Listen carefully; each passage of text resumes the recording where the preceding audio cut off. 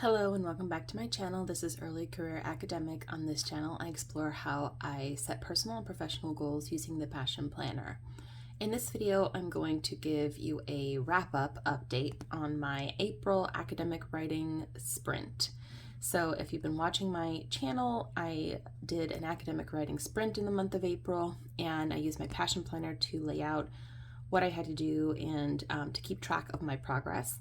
So I wanted to go over those things with you all and give you a little update on how the sprint ended and my plans to kind of keep the momentum going, if you will. Before I get started, I am a Passion Planner ambassador. There is an affiliate link in the description of this video if you are interested in purchasing a Passion Planner or their markers, pens, stickers, you name it. They also have digital products. Please feel free to use that link in the description, and there's also a discount code in there to give you an extra 10% off. So let's get into it. So I mainly track my academic writing in the planner in the back pages. After the weekly spreads, there are a series of back pages. And the page that I used to track the progress for this academic writing sprint was the Year in Pixels. This is a PDF at the Passion Planner website. You can print it off, it's free, and track whatever you want. But for me, I wanted to get a bird's eye view of how many days I actually devote to academic writing endeavors. I do want to qualify this and say that I am not in a research position. I'm in a teaching position. I teach a 4-4 fall spring load and 2 classes in the summer. So it's a heavy lift. There are writing intensive classes, so it's a lot of like reading and feedback I have to give students. So I just want to say that in general, I don't always have a lot of time for research and writing, but it's one of my priorities this year. I have a lot of projects in the works, and I want to make sure that I'm setting up myself for success. So the question is, did the streak actually help me write more in the month of April than any other month so far this year? And the answer to that question is yes. So before this video, I went ahead and I counted all the days in each of the months to see, like, did it actually make a difference? You can kind of see it did, but I was interested to know, like, how much of a difference. And I would say in the 3 months of the year before April, I averaged around 7 days per month of writing and research. In the month of April, however, I got 15 days. So yeah. So I'm really happy with that. I mean, that's half a month, and for me, that's a big deal. I don't work on weekends. I have a newborn. It's a whole thing. So I'm really just very pleased that I was able to get this much momentum and keep it more or less. As you can see, toward the end of the month, I dropped off a little. This is actually when there was kind of a really big squish in terms of grading my students' projects and administrative tasks I had to do for the department. So this was where it dropped a little. And then last week we've had this water heater incident that just is sucking up time. So there's a little bit of that going on. But my hope is to kind of end strong with a good solid week of academic writing before I have to turn in final grades. So, and before the craziness of May starts.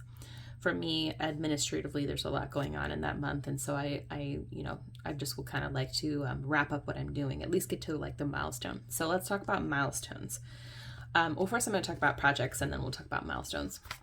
So the next page I use in this is the Gantt chart.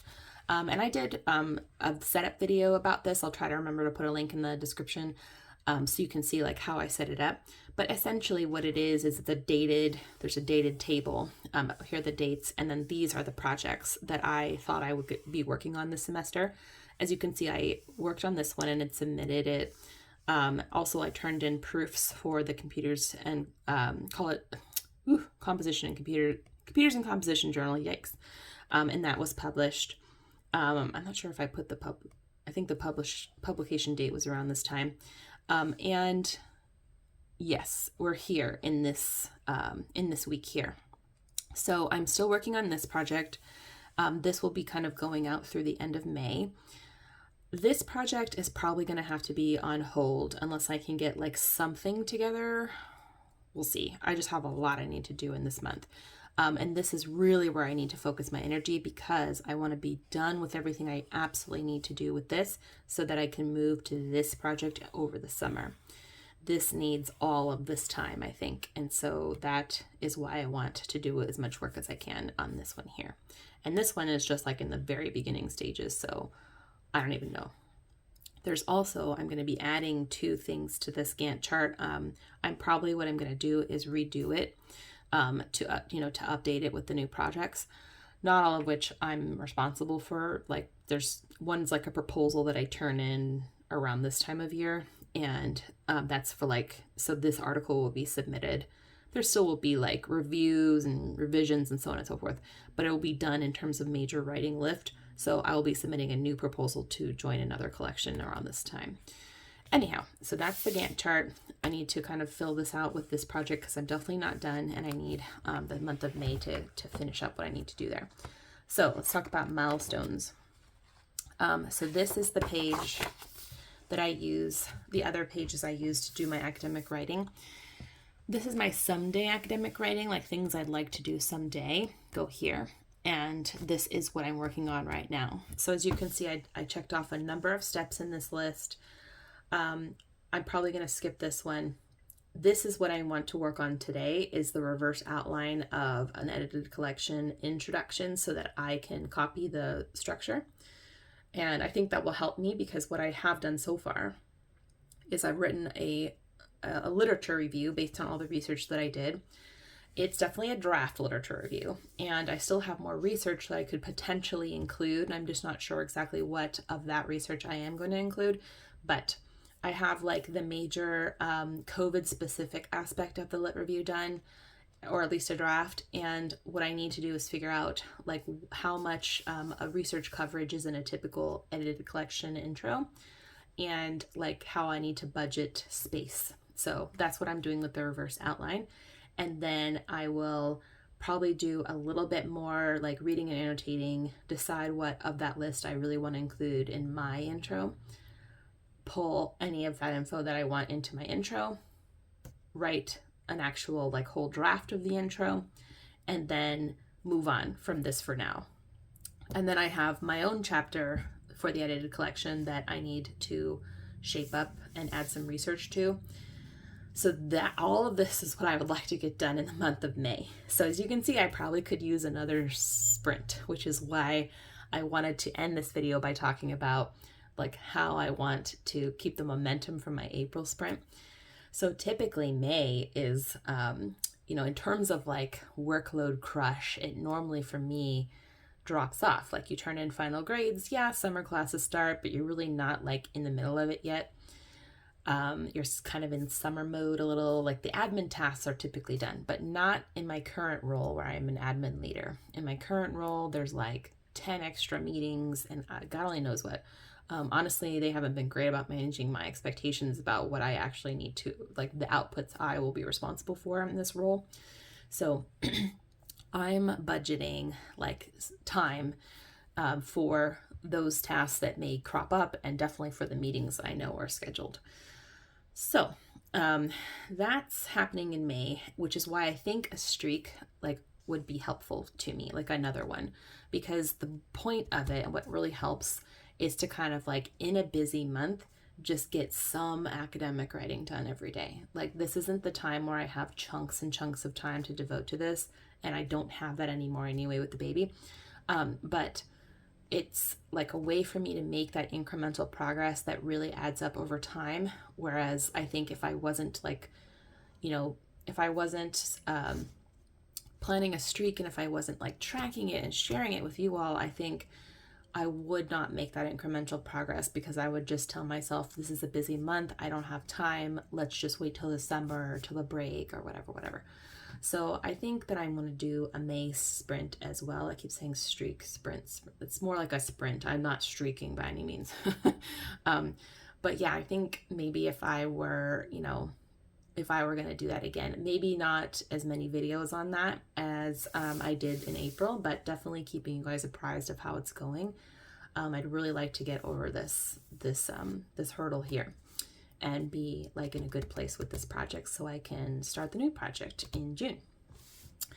So that is the academic sprint wrap up update, just to tell you how it went feeling pretty good about it, all things considered. I think half a month of research and writing days, even if they were like an hour, of that day, is way more than I would have normally done. Now, how did it compare to the calendar I initially showed you in the first video? I think I way overestimated how much time I would have in April to do this work. And honestly, I don't know where I put that calendar. Let me see if I have it. I do not have it handy. Oh, here it is. I do have it handy. So this is in the beginning of the sprint. I showed you this calendar, and I estimated like how many hours in each week I might have to devote to this. Now, I did like a range, like 1 to 2 hours in some of these days. And like if there was a range, I put it here. So if I'm looking at this just like adding in my head, I estimated around even the lower end of the range, like 27 hours. I worked a total of 15 days in this month. And for the most part, it was probably an hour-long chunks. So I underestimated the amount of time, by like 10 hours, essentially. And probably around 10 hours, yeah. So I overestimated how much time I would have. And that was partly because I didn't realize how much administrative work I would have in this month. So, and there was like also a week or two in here where I fell off my grading. Because of admin stuff, I fell off my grading system. So I was a little behind on grading in this week. It all kind of piled up as essentially the gist of that. But now I do have a better idea of how much time things take. And if I were to do this again in the spring, when I'm doing similar work, I would estimate this a little differently. I want to do something similar for May, just to like give myself a picture of what that looks like so that I can try to be realistic about what I can accomplish. So I might do that. And maybe if I'm setting this sprint stuff up again, I'll share it with you. If you're interested in this sprinting, this kind of academic writing focused videos, please leave a note in the comments or give it a thumbs up. If even just a few of you are interested, I know it helps me to be accountable to myself if I'm sharing it with y'all. So at the very least, I'll maybe do a video or two in the month of May telling you how it's going. But if you're interested, I will bring you along with me on that. And I'll show you the month of May to plan out as realistically as possible how much time I actually have to do academic writing. So that was that. I obviously overestimated, and normally I'm better at estimating how much time I actually have when I do these sprints. But I'm in different circumstances, y'all. I'm in a brand new role. I have a brand new baby. Everything is brand new, so I'm still figuring it out.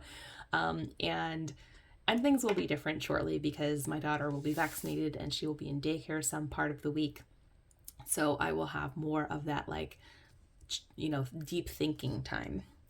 Anyhow, I'm going to wrap this video up, and I am going to keep on going.